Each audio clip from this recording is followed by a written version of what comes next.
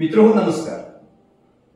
मी विनायक भानुकांत हरकुलकर, पदवीधर शिक्षक, महात्मा गांधी विद्यालय, श्रावण नंबर 1, तालुका मालवण, जिल्हा सिंधुदुर्ग। मित्रहो, आम्ही नेहमीच असं म्हणत आलो आहोत, याच जीवनी उदात्त सुंदर असे काहीतरी करेगड्या, याच जीवनी उदात्त सुंदर असे काहीतरी करेगड्या, अभिमानाने स्मरतील तुझला तुझ्या मागच्या 7 पिढ्या, अभिमानाने स्मरतील तुझला तुझ्या मागच्या 7 पिढ्या। मित्रहो, अशा प्रकारचे अनेक शिक्षक आपल्या सिंधुदुर्ग जिल्ह्यामध्ये आहेत, ज्यांनी आपल्या कार्यकर्तृत्वाने अक्षरशः इतिहास घडविलेला आहे। शिक्षणातील वेगवेगळ्या क्षेत्रामध्ये भरीव अशी कामगिरी केलेली आहे। अशा ह्या शिक्षकांचा इतिहास कायमस्वरूपी जपून ठेवावा, तो पुढील पिढीसाठी मार्गदर्शक ठरावा, आमच्यासारख्या नवोदित शिक्षकांना तो दिशादर्शक ठरावा, दीपस्तंभ ठरावा। या हेतूने परिस्पर्श मोटिवेशनल युट्यूब चॅनलचे संचालक आदरणीय विनायक तांबे यांनी प्रकट मुलाखतीची ही मालिका सुरू केलेली आहे। मित्रहो, यापूर्वीच्या या मालिकेतील 3 भागांना आपण भरभरून प्रतिसाद दिला, उदंड अशी साथ दिला, या युट्यूब चॅनलवर आपण भरभरून असं प्रेम केलं, याबद्दल या चॅनलच्या वतीने आपले मनपूर्वक हार्दिक आभार। पिता बंधू स्नेही तुम्ही माऊली, तुम्ही कल्पवृक्षा तळी सावली, तुम्ही सूर्य आम्हा दिला कवळसा, आम्ही चालवू हा पुढे वारसा, आम्ही चालवू हा पुढे वारसा। गुरुने दिला ज्ञानरूपी वसा, आम्ही चालवू हा पुढे वारसा, आम्ही चालवू हा पुढे वारसा। असे आमचे गुरुवर्य, माझे शिक्षक, ज्यांच्यामुळे आज मी शिक्षक म्हणून आपल्या समोर आहे, असे माननीय सावंत सर यांना मी या ठिकाणी आजच्या मुलाखतीसाठी निमंत्रित करतो। त्यांनी आजच्या मुलाखतीला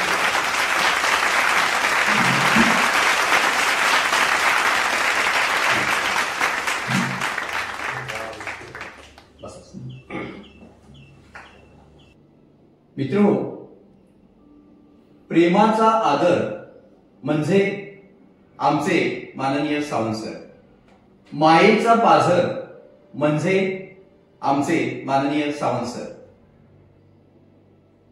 गुरुज्ञानाची चादर म्हणजे आमचे माननीय सावंत सर, भूमिपुत्रांची कदर म्हणजे आमचे माननीय सावंत सर, आईच्या ममतेचा पदर म्हणजे आमचे माननीय सावंत सर, हरकुळ खुर्द गावच्या इतिहासाची दरवळ, हरकुळ खुर्द गावच्या इतिहासाची दरवळ म्हणजे आमचे माननीय सावंत सर, साधी राहणी आणि उच्च विचारसरणी, साधी राहणी आणि उच्च विचारसरणीचे फादर म्हणजे आमचे माननीय सावंत सर, ज्यांच्या सेवेतील सलग 30 वर्ष त्यांच्या विषयाचा 100% निकाल लागला, असे आमचे आदर्श शिक्षक म्हणजे माननीय आमचे सावंत सर। आणि मित्रो, ज्यांच्या परिसस्पर्शामुळे तुमच्या आमच्या सर्वांच्या जीवनाचे सोने होण्याची प्रेरणा मिळणार आहे, असे माननीय विजय रघुनाथ सावंत सर यांना आज आपण भेटणार आहोत। प्रत्यक्ष मुलाखतीद्वारे त्यांचा अनुभव घेणार आहोत। मित्रो, चला तर मग भेटूया माननीय सावंत सर यांना। मित्रो, माननीय सावंत सर यांचा गाव हरकुळ खुर्द, तालुका कणकवली, जिल्हा सिंधुदुर्ग आणि राज्य महाराष्ट्र। मित्रो, परिस्पर्श मोटिवेशनल युट्यूब चॅनलने खास आमच्या सरांसाठी आज गुरुवंदना हा स्पेशल भाग घेतलेला आहे। सर, परिस्पर्श मोटिवेशनल युट्यूब चॅनलवर आपलं सहर्ष स्वागत। सर, मी आज आपला विद्यार्थी आपल्या समोर आहे, परंतु त्यावेळेची जी आधुनिक भीती आहे ती आजही आहे। त्यामुळे सर, आपण ह्या मुलाखतीकडे वळण्यापूर्वी आपली जर परवानगी असेल तर आपण या विषयाला सुरुवात करूया। अगदी आपण त्याकडे आपली मुलाखत अतिशय चांगल्या प्रकारे त्याकडे पुढे चालू ठेवावी अशी माझी आपल्याला प्रार्थना। धन्यवाद सर। नमस्कार। परिस्पर्श यूट्यूब चॅनलचे त्याकडे संचालक विनायक विजय तांबे आणि माझे त्याकडे शिष्य विनायक भानुकांत हरकुळकर यांनी आज मला मुलाखतीसाठी पाचारित केलेला आहे। त्याबद्दल यूट्यूब चॅनलचे मी त्याकडे धन्यवाद देतो आणि त्यांना त्याकडे फार मोठ्या प्रमाणात शुभेच्छाही देतो। सर, हां, आपल्या मुलाखतीकडे वळताना आम्हाला नेहमीच सगळ्यांनाच जाणून घ्यावं असं वाटतं, ते म्हणजे आपल्या बालपणाबद्दल, आपल्या प्राथमिक आणि माध्यमिक शिक्षणाबद्दल थोडं सर आम्हाला त्याबद्दल सांगा। चालेल। माझा जन्म 1956 ला हरकुळ खुर्द भटवाडी येथे झाला। त्यानंतर माझ्या आईनं अतिशय खडतर अशा प्रकारचे प्रयत्न त्याकडे करून आम्हा भावंडांना शिकवण्याच्या दृष्टीनं प्रयत्न केले। माझे वडील सर्वे खात्यामध्ये असल्यामुळं ते त्याकडे कोल्हापूर, सांगली, जयसिंगपूर वगैरे या भागामध्ये त्याकडे कायम आपल्या सर्व्हिसच्या म्हणजे नोकरीच्या निमित्तानं असायचे। आई आणि आमचा परिवारामध्ये माझा मोठा भाऊ शिवराम रघुनाथ सावंत, नंतर माझी मोठी बहीण प्रेमलता रघुनाथ सावंत, नंतर माझा नंबर, त्यानंतर माझी त्याकडे दुसरी बहीण मोहिनी रघुनाथ सावंत आणि शेवटचं त्याकडे आमचा भाऊ अनिल रघुनाथ सावंत। अशी आम्ही त्याकडे भावंड आणि पुन्हा आमच्या काकांची एक मुलगी ही त्याकडे मंगला हिरबाजी सावंत ही आमच्या इथं त्याकडे राहत असे। आम्ही सर्व गुणागोविंदांना राहत होतो। आम्ही लहान होतो, आम्हाला काही समजत नव्हतं, परंतु आमच्या आईनं आणि आमच्या मोठ्या सगळ्या भावंडांनी आम्हाला अतिशय चांगल्या प्रकारे वाढवण्याच्या दृष्टिकोनातून प्रयत्न केले। माझं प्राथमिक शिक्षण हे हरकुळ खुर्द भटवाडी शाळेमध्ये पहिली ते 4थी पर्यंत झालं। त्यानंतर जिल्हा परिषद शाळा नंबर 1 इथं माझं त्याकडे 5वी ते 7वी पर्यंत प्राथमिक शिक्षण त्याकडे झालं। आणि हे प्राथमिक शिक्षण त्याकडे घेत असताना तिथं सुद्धा आमचे अंकुश अनंतर आसम हे गुरुजी आम्हाला गणित शिकवायचे। आणि गणित शिकवत असताना भूमितीकडे त्रिकोण काढा, अमुक करा, तमुक करा वगैरे सांगायचे। आणि एक वेळ मी त्याकडे त्रिकोण काढताना थोडासा माझा त्याकडे चूक झाली, थोडीशी चूक झाली, त्यावेळी मला येऊन त्याकडे त्यांनी फार मोठ्या प्रमाणात बदललं। पुन्हा मला त्याकडे आपल्याजवळ बोलून घेतलं आणि मला त्याकडे सांगितलं, अरे तुला त्याकडे मी असं करण्याच्या पाठीमागचं कारण एवढंच आहे की तुझे वडील सर्वे खात्यामध्ये असून ते अतिशय सूक्ष्मपणे त्याकडे सगळ्या परिसीमा वगैरे ज्या काही गोष्टी आहेत त्या करत असताना त्याकडे कंपासाचा वगैरे त्याकडे अतिशय चांगला वापर करतात आणि तुला थोडं त्याकडे इकडे तिकडे होतं हे योग्य नाही आहे।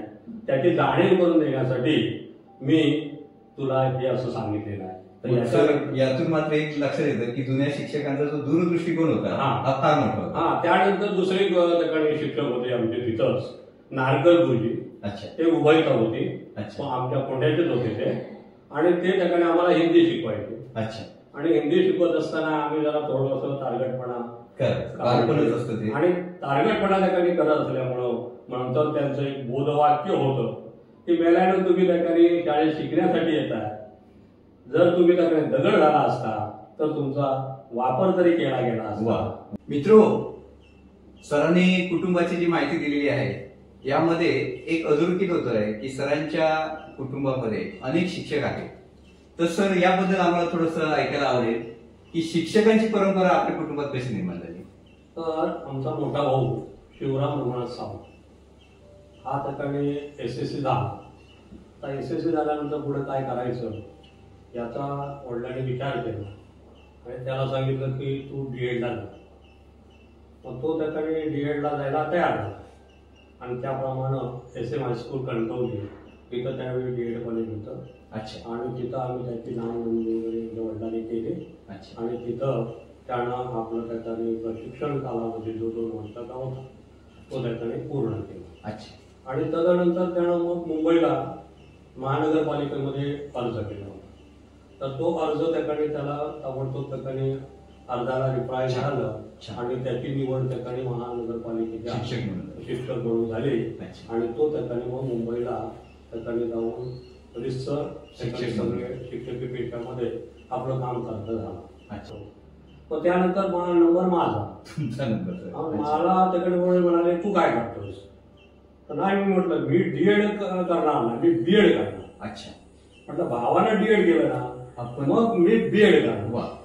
जर ते म्हणाले तुला तसं म्हणायचं असेल तर तू पण प्रयत्न करायला पाहिजे, क्लास मिळाला पाहिजे आणि B.Ed ला त्याकडे ऍडमिशन मिळालं. ते म्हटलं काय करायचं ते माझं मी बघतो, फक्त तुम्ही मला त्याकडे सहकार्य करण्याचं काम त्याकडे करा. तर जेवढं होईल तेवढं मी करेन. पण माझी आई तेवढ्यातच पुढे आली. ते म्हणाले तू त्याकडे B.Ed करच. अच्छा. तुला जो काय पैसा लागेल तो त्याने जरी नाही दिला तरी मी त्याकडे देईन आणि तू त्याकडे प्रयत्न कर. सर माध्यमिकचं आपलं शिक्षण कुठे झालं. माध्यमिकचं 8वीचा वर्ग जो होता म्हणजे 8वी पर्यंत फक्त म्हणजे 8वी 7वी पास झालो. 7वीतून 8वीला मी हायस्कूलला आमच्या अल्पपूरमधल्या गेलो आणि 1 वर्ष मी तिथं होतो. 9वीला मी त्याकडे RPD हायस्कूल सावंतवाडीला गेलो. अच्छा. तर इथून मला शाळा का सोडावी लागली याचा जर विचार केला तर असं सांगता येईल की त्यावेळी आमच्या हायस्कूलमध्ये शिक्षक त्याकडे कमी असायचे. अच्छा. पगार वगैरे त्यांना कमी असल्यामुळं. अच्छा. आणि राहण्याची जेवण्याची व्यवस्था त्याकडे शिक्षकांची व्यवस्थित होत नसल्यामुळं ते त्याकडे काही दिवस राहून जायचे. आणि त्यामुळं आमच्या त्याकडे शाळेमध्ये शिक्षकांची आवड आणि मुलांच्या शिक्षणाचं सुद्धा नाही म्हटलं तरी दुर्लक्ष. सर पण मध्येच विचारतो सर, माध्यमिक आपलं हायस्कूल जे होतं त्यावेळी आपण शिकला त्यावेळी ते नेमकं कुठे होतं. ते आमचं ते सावकारांचं नवीन घर जे आहे आता माळीचं. अच्छा. त्या म्हणजे जुनं घराजवळच नवीन घर, त्या नवीन घरामध्ये आमची ठिकाणी आमचा वर्ग होता. आणि आपा सावकार जे आहे त्यांची जी खोली आहे त्यांच्या खोलीजवळचे जो रूम होता तिथं आमची 8वी होती. आणि सर मित्रो, ज्यावेळी आपण एखाद्या बाहेरच्या गावी असतो किंवा परदेशामध्ये असतो किंवा एखाद्या शहरामध्ये असतो त्यावेळी आपल्या जवळपासचे आपल्या गावातली व्यक्ती ज्यावेळी आपल्याला भेटते त्यावेळी त्यांना भेटण्याचा जो आनंद असतो तो एक गावाला म्हणून अप्रतिम असतो. अलीकडचा हा जमाना परदेशातला आहे. ज्यावेळी आपण दुसऱ्या देशामध्ये एकमेकाला भेटतो त्यावेळी त्यातलं जे प्रेम आहे त्यातली जी माया आहे ती औरच आहे, ती शब्दातीत आहे. परंतु आमच्या गावामधलं असं एक व्यक्तिमत्व जे आमच्या हायस्कूलमध्ये शिक्षक आहेत, शिक्षक होते आणि अशा वेळी ज्यांची ओळख एक गावाला म्हणून कायमस्वरूपी राहिलेली आणि आजही आहे असे आमचे आदरणीय सावंत सर. सावंत सरांना परदेशात जाऊन भेटण्याची गरज नाही, बाहेरच्या गावात बाहेरच्या शहरात जाऊन भेटण्याची गरज नाही. परंतु त्या शाळेमध्ये सर ज्यावेळी दाखल झाले तिथपासून ते सेवानिवृत्त होईपर्यंत त्यापेक्षा आता सुद्धा त्यांना बघण्याचा जो दृष्टिकोन आहे हा गावाला म्हणून शिक्षक असे सरांना आपुलकीने बघितलं जात होतं. त्यामुळे मी थोडस सरांकडून आमच्या माध्यमिक शाळेचा एक गावाले शिक्षक म्हणून इतिहास जाणून घेणार आहे. त्यामुळे सरांना पुन्हा एकदा मी विनंती करतो की हायस्कूलचा जो इतिहास आहे तो सरांनी थोडक्यात सांगावा. तर मी 8वीला तिथं सावकारांच्या गावामध्ये शिकायला गेलो. तर काय होता आम्ही त्याकडे त्यावेळी 15 मुलं होतो. पण 15ही मुलं अशी होत्या ज्यावेळी 3-4 मुलीच होत्या आणि बाकीचे सगळे आम्ही मुलं होतो. पण तिथं शिक्षकच कोण नसल्यामुळं आम्ही सकाळपासून संध्याकाळपर्यंत उधळत राहायचो. मग काय करायचं तर सकाळी घराकडून काही खाऊन जायचं नाही. अच्छा. फक्त पाटी घेतली तर घेतली, पुस्तकं घेतली तर घेतली आणि त्याकडे शाळेत जायचं. बहीण माझी होती त्याच वर्गात. अच्छा. पण बहिणी बरोबर मी केव्हा जायचो. अच्छा. ती माझ्यापेक्षा मोठी होती. अच्छा. आणि मी तिच्या बरोबर जायचो. आम्ही त्याकडे मुलं जे होतो 4-5 कार्टूनच होतो. अच्छा. जरा थोडीशी नाही म्हटलं तरी हो. मला माहिती आहे उपद्रवी. बरोबर. आणि आम्ही जायचे. गेल्यानंतर तिथं असणारी जी मंडळी आमची आहे दोस्त मंडळी ती सगळी एकत्र आम्ही यायचो. एकत्र आल्यानंतर हे मला भूक लागली आहे. अरे भूक लागली तर काय असं काय करतो जा आणि माईकडनं भाकरी खाऊन जा ना. म्हणजे सावकारांच्या इथे. हा सावकार सगळ्या वाडीत कोणाकडे गावठणवाडी. हा गावठण कोणाकडेही जायचं. अच्छा. कारण सगळी अगदी घरगुती. मग गेलो भाकरी विक्री खाल्ली की पुन्हा वर्गात येऊन बघायचो कोण आहे का. म्हणजे हा सुरुवातीचा काळ. हा आणि फक्त साटीलकर आले की फक्त भेटायला पाहिजे. अच्छा. इंग्रजी शब्दाचे. अच्छा. म्हटलं आम्ही फक्त तेवढे मात्र करायचं. अच्छा. शब्द पाठ करायचे. अच्छा. कारण त्या लेडीज आणि जेंट्स असे 2 भाग करायचे आणि त्याच्यात त्याकडे कोण जिंकला त्याचं त्याकडे उरे करायचं. मग सर याच्यामध्ये मध्ये जरा विचारतो त्यावेळी किती वर्ग चालू होते? 8वीचा चालू होता की 9वी 10वी होते? ते 9वी 10वी होते पण बाजूला होते. बाजूला. हा 11वीचा वर्ग होता ना तो वर होता. 11वीचा पण वर्ग होता? हो. अरे वा. तो वर होता म्हणजे हेडमास्टर हे माळी सर म्हणून. माळी सर. हा. आणि पाटील सर म्हणून होते ते 9वीला आणि 10वी 11वीला वगैरे इंग्रजी शिकवायचे. आणि हे मॅडम होत्या गोपटे मॅडम म्हणून तर त्या ह्याच्या होत्या मालवणच्या. त्या संस्कृत शिकवायच्या. त्यावेळी ते वैद्य सर म्हणून होते. तर ते वैद्य सर मात्र त्यांचं लक्ष चांगलं होतं आणि ते ठिकाणी हिंदीचे हे घेतलं होतं कोर्स घेतला आणि तो कोर्स पूर्ण करून ते आले होते आणि त्यांना तिथं ठेवून घेतलं होतं कारण कोण शिक्षक नाही. मग त्यांचं आमचं सगळं घरोपाईचे संबंध असल्यामुळं त्याने आमच्या वडिलांना मध्येच केव्हा तर ते 8वीला शिकत असताना आले आणि ते आणि त्यांची भेट झाली वडिलांची आणि त्यांची. वडिलांची आणि त्यांची भेट झाल्यानंतर वडिलांकडे त्यांनी माझं गाराणं केलं. अहो सावंतराव तर तुमचा विजय हा काही शिकण्यातला दिसत नाहीये. तर तो अजिबातच डोळ्यागिरी करतोय वर्गात नसतोय कुठेही फिरत असतोय काय तेव्हा त्याच्याकडे जरा अधिक लक्ष द्या किंवा त्याला काहीतरी जरा थोडंसं सुनावा. मी संध्याकाळी घरी गेल्यानंतर ते कुठं कामाला बाहेर कुठं गेलेलेच नाही. गेल्याबरोबर मला भरपूर मार. अच्छा. भरपूर म्हणजे भरपूर कडक शिस्त. कडक. आम्ही त्याच्याकडे बोलत नव्हतो घरातलं कोणच बोलत नव्हतो. अच्छा. एवढी शिस्त. त्यानंतर ताबडतोब वडिलांनी मग आमचे काका त्याकडे सीआयडी इन्स्पेक्टर होते. अच्छा. सावंतवाडला. अरे वा. आम्ही उपरा नाक्याजवळ राहायचो. वा. तर आणि त्यांचं ऑफिस होतं उभ्या बाजारात सावंतवाडला. अच्छा. तर मग त्यांना फोन म्हणजे काहीतरी त्यांच्याशी बोलली काहीतरी केव्हा केली काय कल्पना नाही आणि त्यांना विचारलं तो विजय तिकडे काय अभ्यास करत नाही काय नाही तर तो त्याकडे काहीच उपयोगाचा नाही. तेव्हा तुम्ही इकडं तुमच्याकडे जर हे झालं तर तुम्ही हे कराल का. मला तू जर म्हणत असेल तर मी त्याकडे इथं शाळेत घालायला तयार आहे. अच्छा. मग काय म्हणायला हरकत नाही. मग 8वीला आम्ही पास झालो. अच्छा. आणि काय भरपूर मार्क कारण कॉपी करून पास कॉपी करायची आणि पास चांगले मार्क सगळ्यांमध्ये आले. आणि मी ते मार्क लिस्ट वगैरे घेतलं. त्याने सांगितलं तुला सावंतवाडला जायचं. आमची तयारी वगैरे झाली. काकाने वगैरे तिकडे आरपी हायस्कूलचे हेडमास्टर ठिकाणी पूर्वी नाईक म्हणून होते आणि मी ज्यावेळी गेलो त्यावेळी हळवे मॅडम म्हणून होते. अच्छा. तर नाईक जे होते ते काकांच्या खास होते. अच्छा. हेडमास्टर. अच्छा. तर ते म्हणाले घेऊया ना त्याला बघूया त्यासाठी मार्क लिस्ट बघतो आणि मग कुठल्या वर्गात घालायचे ते बघतो. अच्छा. पण तुमच्या साहेबांचं त्याकडे कुठं नाही म्हणजे मला विचार करावा लागेल.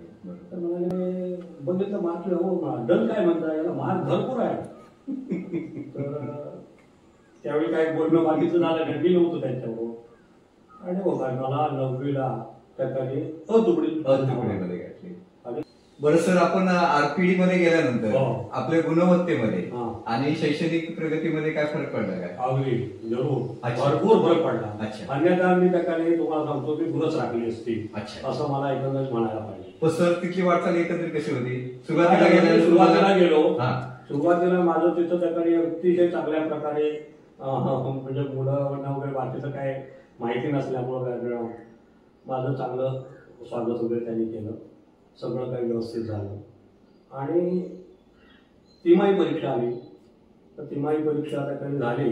त्याचा निकाल त्याकडे जाहीर झाला. तर त्या निकालामध्ये इंग्रजी आणि संस्कृत. अच्छा.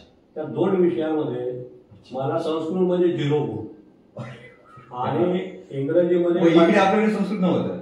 होतं गोगलेबाई होतं. तर हे तिकडं ह्याला 15 गुण होते इंग्रजीमध्ये. म्हणजे इंग्रजी आणि संस्कृत हे 2 विषय मला बॅकफुटवर आला. ते 0 आणि 15 असे गुण मिळाले. त्याबरोबर त्या ठिकाणी त्या आमच्या हळदे मॅडम ज्या होत्या त्याच्या मुख्याध्यापिका त्या ठिकाणी संस्कृत घ्यायच्या. पण संस्कृतमध्ये इकडे गावाकडून मी हे करून कॉपी करून पास झाल्यामुळे मार्क भरपूर होते म्हणून मला तुकडे टाकलं होतं. तर ते म्हणाले अरे बघ बाकीच्या मुलांना किती मार्क्स पडले आणि तुला ठिकाणी साधे ठिकाणी 0 मार्क्स पडलाय, मग तुला हे मार्क कसे पडले? अरे बापरे. सगळी पोरं ठिकाणी फार मोठ्या प्रमाणात हसायला लागल्याबरोबर मला फार वाईट वाटलं की सगळ्यांच्या समोर म्हणजे नाही म्हटलं तरी निंदा नानस्थित झालेली आहे. तर त्याला आपण चांगल्या प्रकारे सामोरं जाण्याचं कार्य केलंच पाहिजे. कारण हे मुलं हसतात त्यांना हशाला काहीतरी उत्तर द्यायला पाहिजे पण न बोलता.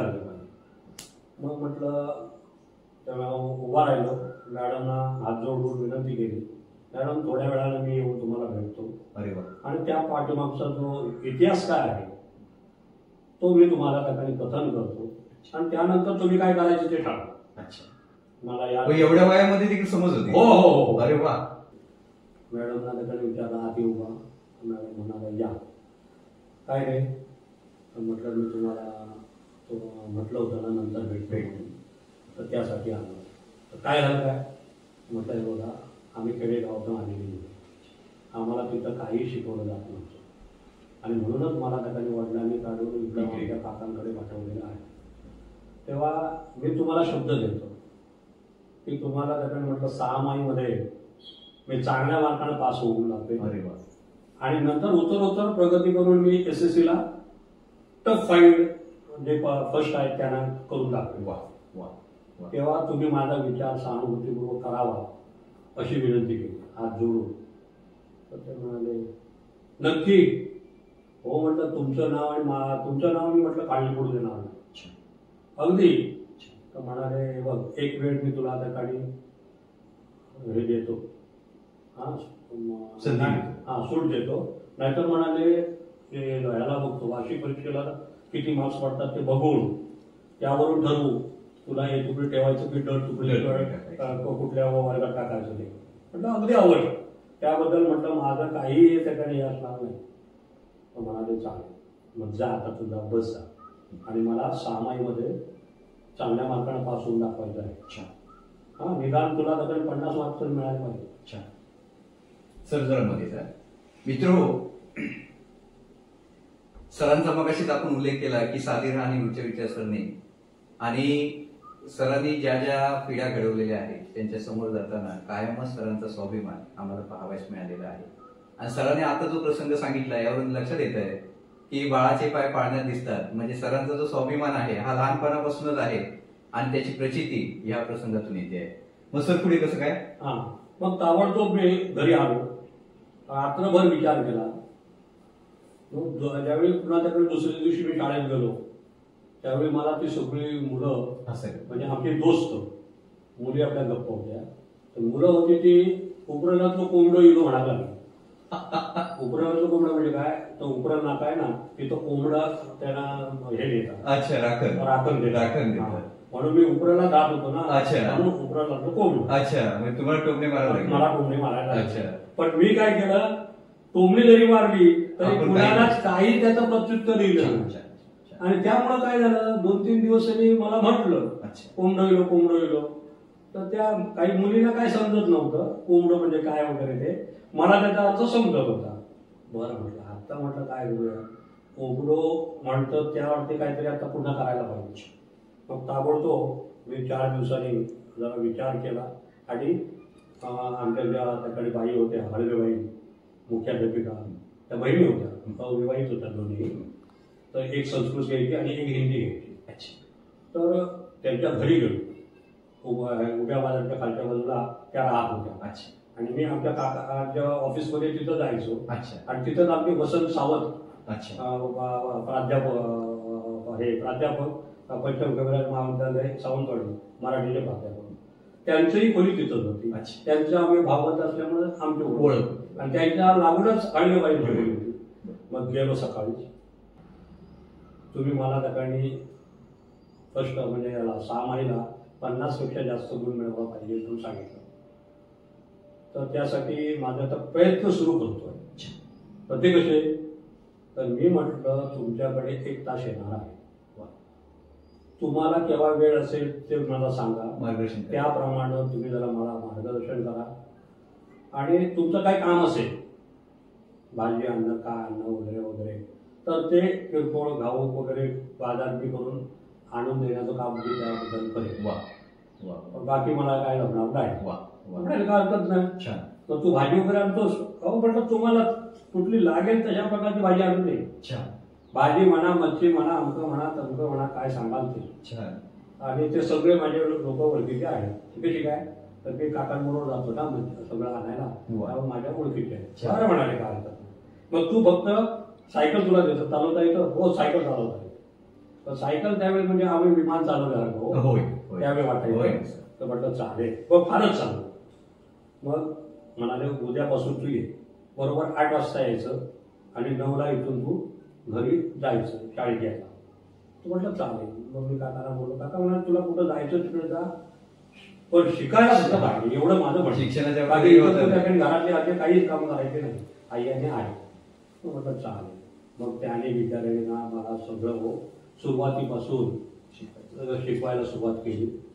आणि त्याने जे जे त्या पाठांतरासाठी वगैरे जे दिलेलं आहे ते पाठांतर केल्याशिवाय मी जातच नाही. रात्री सुद्धा मी नाही, झोपेत सुद्धा उठून त्या ठिकाणी पाठ काढले. आणि पुन्हा दुसरी गोष्ट, सय्यद क्लासेस म्हणून होते, इंग्रजीचे शिक्षक होते गवळी पिठावर, ते इंग्रजीचे शिक्षक होते. मग त्यांच्याकडे गेलो. आणि ते आमच्या काकांची आणि त्यांची अतिशय दोस्ती चांगली. तर काकांना म्हटलं जरा मला त्यांच्याशी हे करून द्या, भेट घालून द्या आणि टाईम विचारा केव्हा ते किती ते देतात ते. मग काकाने मी गेलो, तिथं सुद्धा तो माणूस देव माणूस हो. तर ते म्हणाले बाळ काय रे, बाळ म्हटल्यावर मला बरं वाटलं. तिथं काय शिकवलं, काही शिकवलेलं नाही. आमच्या शाळेत शिक्षक होते ते काय म्हटलं राहत नव्हते, काय नव्हते, आणि त्यांनाही पगार मिळत नव्हता. बरं, मग तू जी सगळी व्यवस्था हे करून घ्यायला पाहिजे. हो, तुम्ही म्हटलं मला पाशिंगपुरते मिळतील SSCला एवढी ठिकाणी हे करून द्या. म्हणजे चालेल. मग मी काय करतो, तुला संध्याकाळचा तुला वेळ देतो, संध्याकाळी 6 ते 7 हा 1 तास तुला. आणि तुला जर जादा बसायचं असेल तर 6 ते 7, 7 ते 8, 8 ते 9 असे 1-1 तासाचे वर्ग आहेत. त्याच वर्गाचे आहेत. तर त्यामुळे त्या वर्गाने फक्त तू मागं बसायचं, काही बोलायचं नाही, तुला मी काही विचारणार आणि तू त्याकडे प्रयत्न करायचे. मग 9 वाजेपर्यंत बसायचं. हो, 6 वाजता गेलेला माणूस 9 वाजेपर्यंत. आणि 9 वाजता गेलो की घरी जेवण वगैरे केलं की त्याने दिलेला अभ्यास अधिक संस्कृत पाठांतर एवढं. त्यामुळे बाकीच्या शिक्षकांकडे जरा थोडंसं दुर्लक्ष झालं. परंतु जरी दुर्लक्ष झालं तरी ते आवडीचे असल्यामुळं थोडं थोडं जरी केलं तरी ते भरून येत होतं. नाही पण सर मी काय म्हणतो, खेडेगावातून एवढ्यापर्यंत जाऊन एवढ्या जिद्दीने शिक्षण घेणं हे पण काय सोपं नव्हतं. सोपं. मग ताबडतोब झालं. आणि खरोखरच हो, मला 55 गुण संस्कृतमध्ये 6 महिना मिळाले. आणि त्यानंतर मॅडमांचा शब्द पूर्ण केला. हा, मॅडम आणि पुन्हा बोलून घेतलं, अरे विजय तू त्याकडे खरोखरच जाऊन सांगितल्याप्रमाणे वचनपूर्ती केली, त्याबद्दल तुझं अभिनंदन. आणि माझ्या पाठीवर हातात मागे आणि जा तुझी, आणि तू दररोज येत चल. आणि मग SSC मध्ये 11वी होती 75ची बॅच. त्यावेळी मग तिथं त्याकडे आमच्या आंबिये म्हणून प्राध्यापक होते आंबिये, त्यांची पोरगी होती. ती आंबिये पोरगी म्हणाली, सावंत मी तुझ्याशी पैल जाऊ. अरे वा. की हे करूया आपण, संस्कृतमध्ये कोण पाहिला येतो. म्हटलं हे बघ, मी खेडेगावातून आलेला माणूस आणि तू त्याकडे प्राध्यापकांची भूमी आणि संस्कृतच्या प्राध्यापक, म्हणजे तुला त्याकडे लहानपणापासूनच ते बाळपण मिळाले आणि मला काहीच मिळालेलं नाही. पण मी तुझं त्याकडे आव्हान स्वीकारलं असं काही होत. आणि त्याप्रमाणे की नाही 11वीच्या परीक्षेमध्ये 1-2 गुणांचा फरक दोघांमध्ये. हा, तेव्हा तिमाहीत मी यायचो, 6 माहीत ती यायची, 9 माहीत मी यायचो. आणि SSC ला फक्त ती 1 गुणानं आली. वा. आणि मी 80 गुण आणि ती 81. अरे वा. आणि ती त्या ठिकाणी मी पास झालो. पण तिच्या वडिलांनी मला घरी बोलवून हे एक रिलेशन होतं आणि माझा चांगला सत्कार केला आणि म्हणाले असंच पुढं त्या ठिकाणी चांगलं काम करत जा एवढं सांगितलं आहे. मित्रो, सरांच्या खेडेगावातून शहराकडे RPD हायस्कूल सावंतवाडी या ठिकाणी जो प्रगतीचा आलेख आहे त्याबद्दल खरंच सरांचं कौतुक आहे, अभिनंदन आहे. आणि याबद्दल या ठिकाणी असं म्हणावंसं वाटतं, बंद किस्मत के लिए कोई टाली नहीं होती, बंद किस्मत के लिए कोई टाली नहीं होती, सूखी उम्मीदों की कोई डाली नहीं होती, जो झुक जाए गुरु के चरणों में उसकी झोली कभी खाली नहीं होती, उसकी झोली कभी खाली नहीं होती.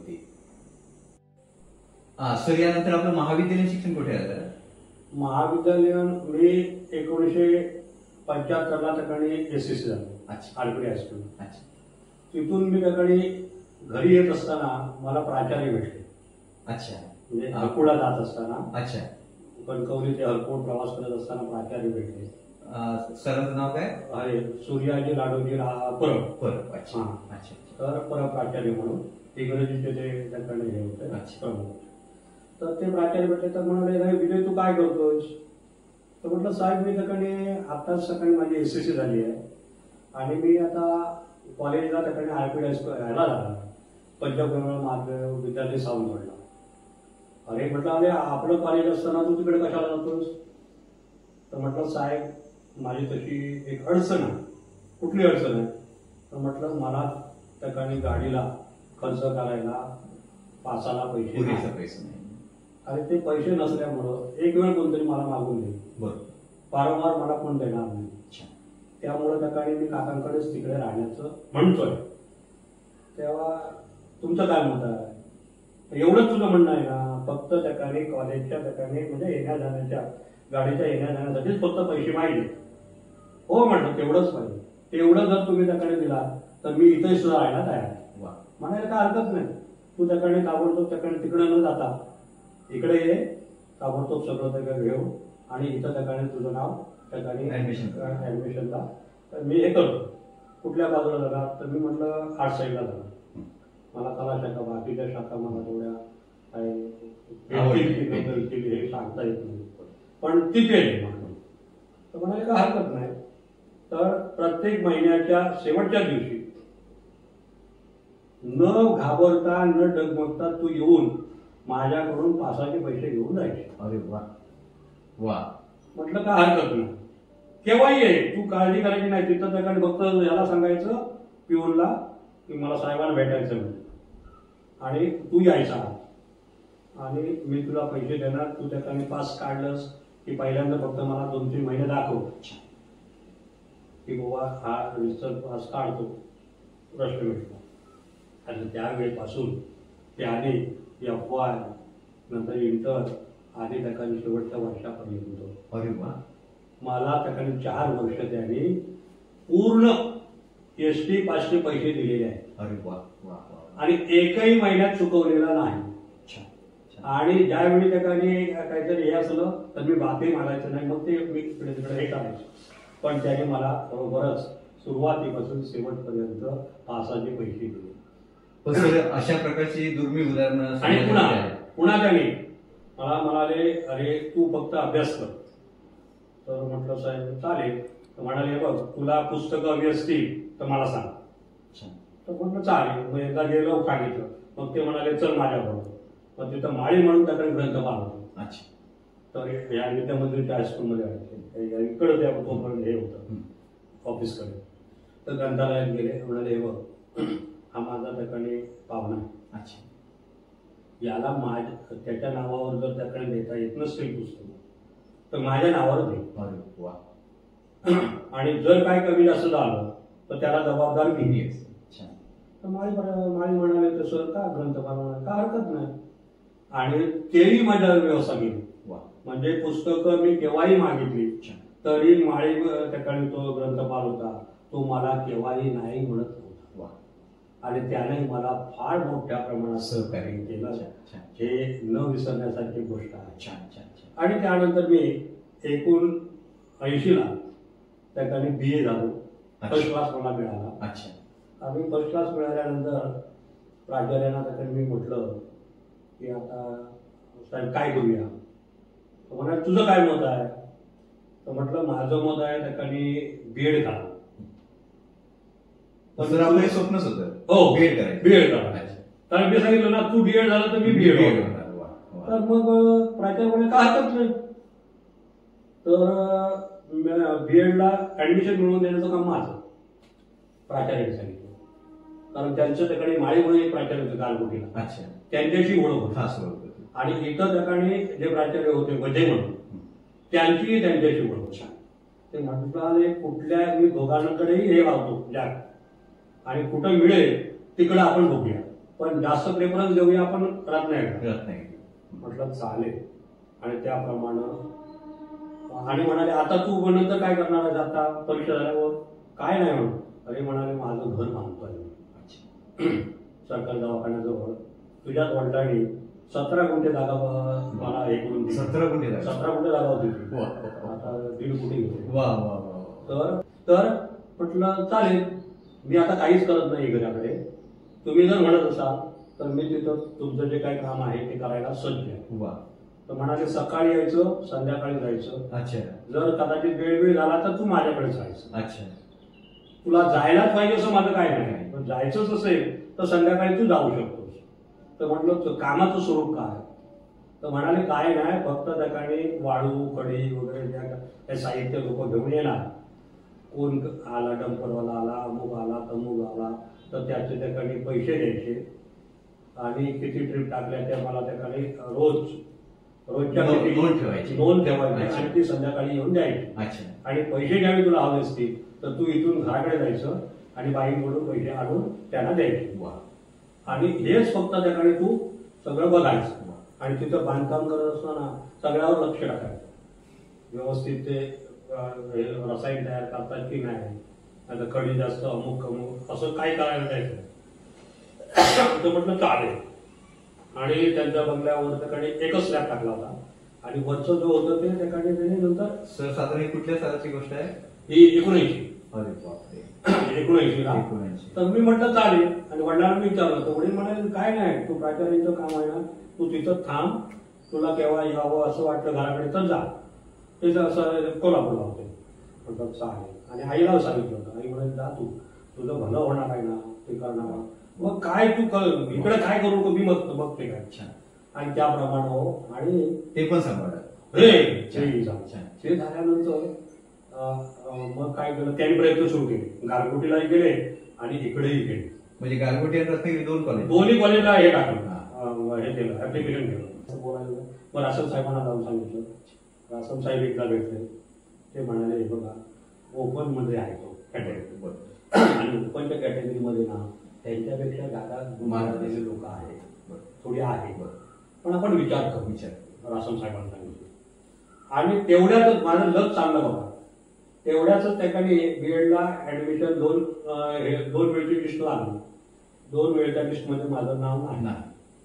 3ऱ्या वेळच्या लिस्टमध्ये पहिले 4 ठिकाणी याच्यातले होते म्हणजे अन्य कॅटेगरी आणि 5व्या नंबरला ओपन मधला मी होतो. Very good. अरे म्हणाले. आणि त्याच वेळी इथं ठिकाणी कॉलेजमध्ये इंटरव्ह्यू होतो. मग ते इंटरव्ह्यूला वजे प्राचार्य आले होते. इथं वजे प्राचार्य आले तर मला त्या ठिकाणी साहेब बोलले दुपारी जेवायला गेले होते. अरे विजय आज तू घरी जाऊ नकोस हा.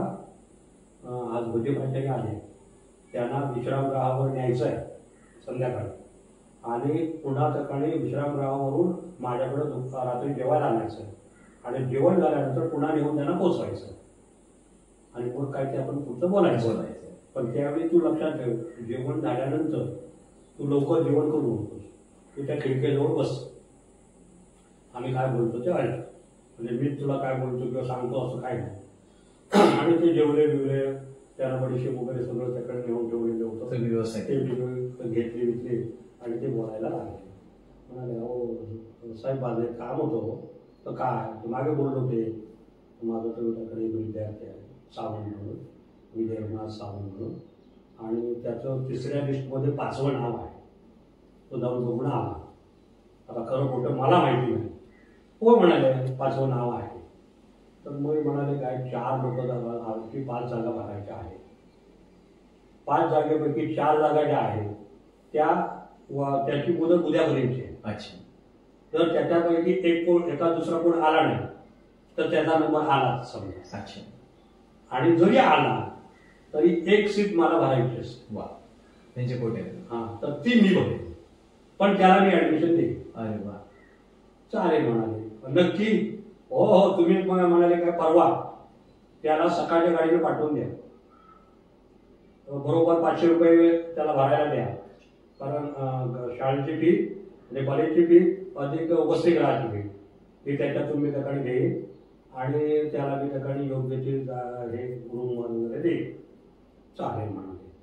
मग काय हरकत नाही. आणि मला म्हणाले मग थोडा वेळ म्हणजे झालं, काम झालं.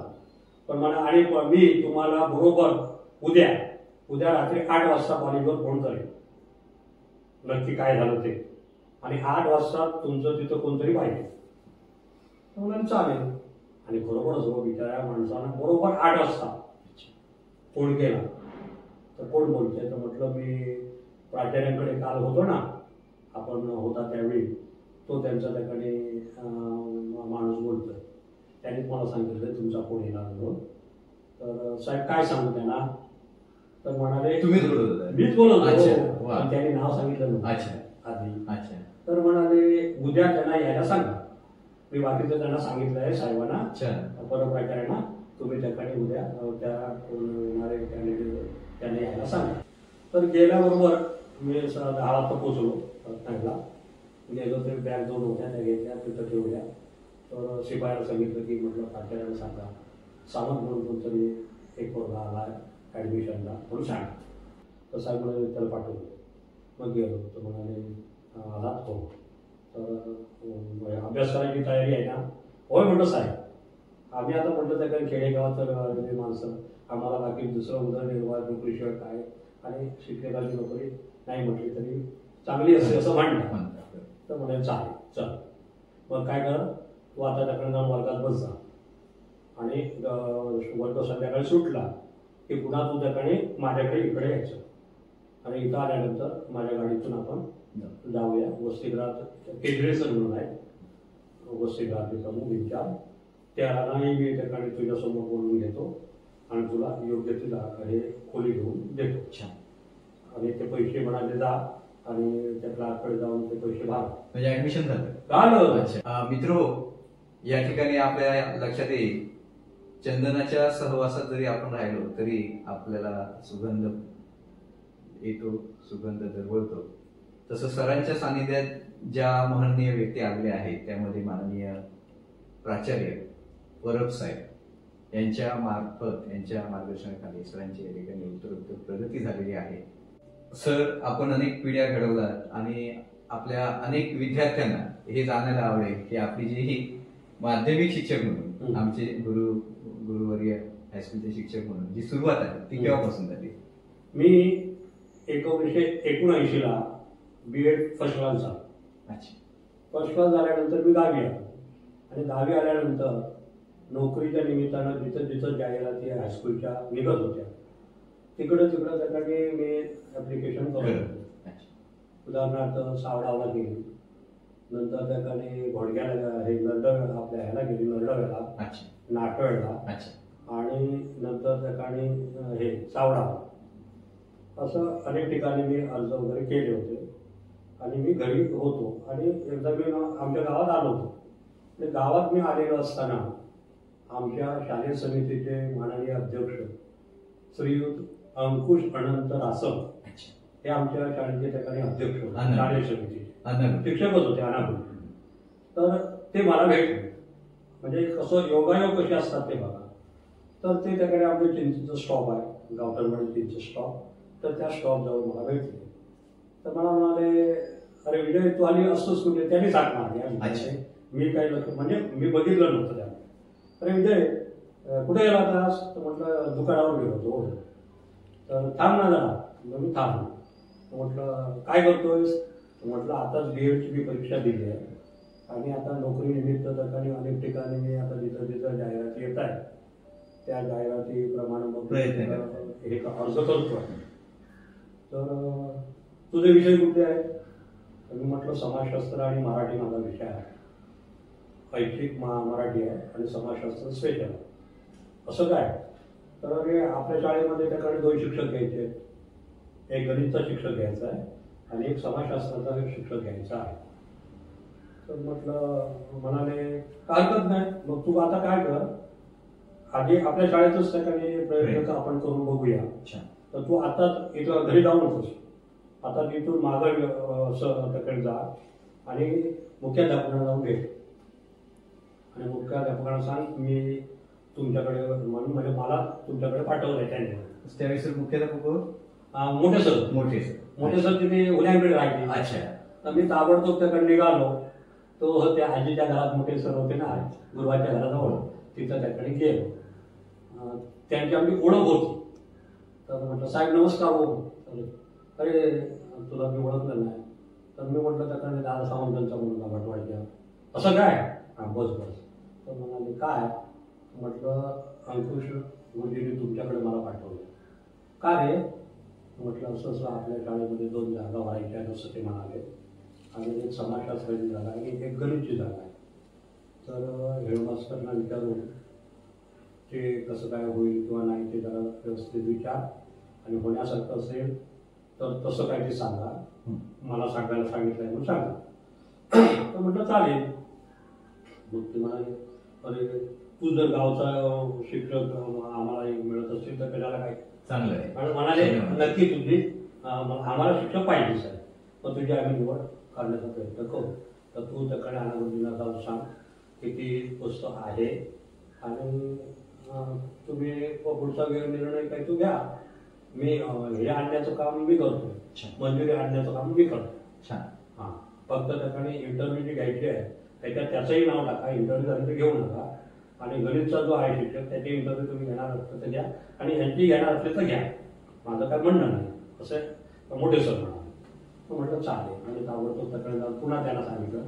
म्हणाले मी काय काळजी करू नकोस, निकाल किती वेळाला लागू दे तर पण तू त्याकडे तो येतोच राहायचं आणि पहिल्याच दिवशी तू त्याकडे तयारीला यायचं. तर म्हटलं चालेल जर तुम्ही म्हणत, पण मात्र दुसरीकडे कुठेही प्रयत्न करून पोहोच. पण साहेब म्हटलं कदाचित काय तरी अरे होणार नाही कसं मी करणार म्हणून सांगितलं ना. मी त्यांनाही विचारलं, सगळ्या आम्ही ऑफिसला जाऊन आलो आणि सगळ्या गोष्टी बघून आलेलो आहोत.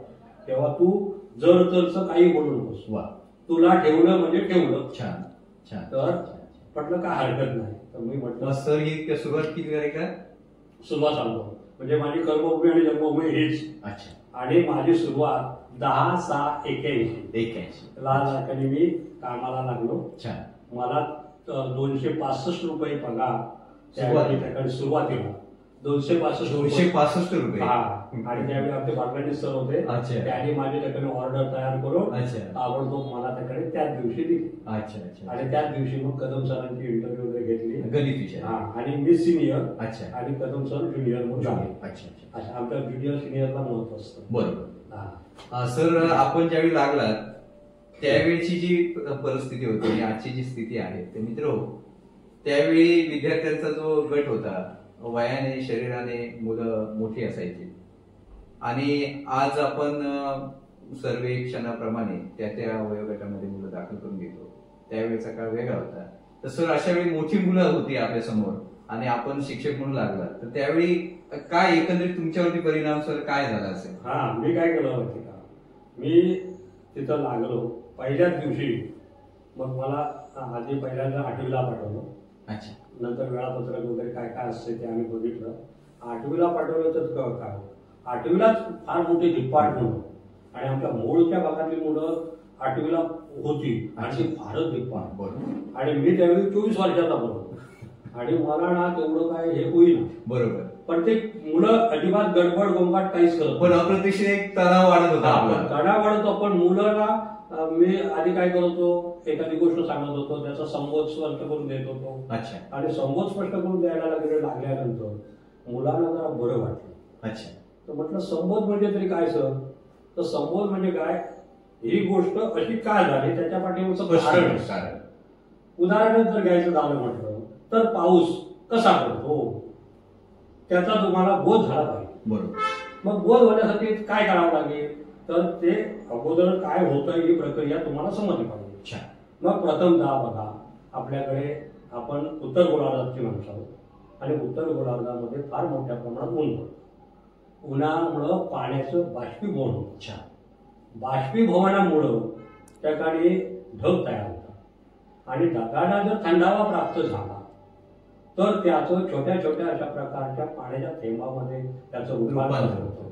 म्हणजे त्याला चांदणी भवन, धनी भवन वगैरे सारख्या ज्या काही गोष्टी आहेत त्या त्याच्यामध्ये येतात आणि नंतर तो पाऊस पडतो. म्हणजेच काय, पाण्यापासून पुन्हा पाणी आणि पाऊस पडतो. म्हणजे पाऊस म्हणजे दुसरं काही नाही तर पाणी. पण पाण्याचं अशा प्रकारे असं म्हणजे ही गोष्ट समजली. नाहीतर म्हटलं तुम्हाला ते समजणार. बरोबर. मग अशा या वाटचालीमध्ये मुलांचं काय मग सहकार्य लागलं? चांगलं अगदी. आणि त्यामुळे की काय, माझा मग वेळ निघून जायला लागला. अच्छा. आणि मी खरोखरच तयारी केली पाहिजे. कारण काय, अगोदर आपल्याला येत नव्हतं. बरोबर. त्यामुळे मी ना माझं इतिहासावर कमांड होतं. मराठी सुद्धा मराठी मग मी ना गाईड घेतली, सगळं घेतलं आणि सगळं म्हणजे मराठी आणि इतिहास दोन विषय आपण दोन्ही विषय घ्यायचे. अच्छा अच्छा अच्छा. आता मग हे सगळं हळूहळू ना व्हायला, पण काही काही शब्दांची पुनरावृत्ती व्हायची. बरोबर. काही पुन्हा पुन्हा पुन्हा पुन्हा काही शब्द ते तुमच्या बहिणीला वगैरे सगळं माहिती. पुन्हा पुन्हा तेच शब्द माझे हे करायचे. बरोबर. नोंदी करून ठेवायचे. बरोबर. हा मित्र, सर आता हा विषय सरांनीच घेतला त्यामुळे खरंच तो सर आमचे मुळातच स्वतः मोकळ्या मनाचे आहे.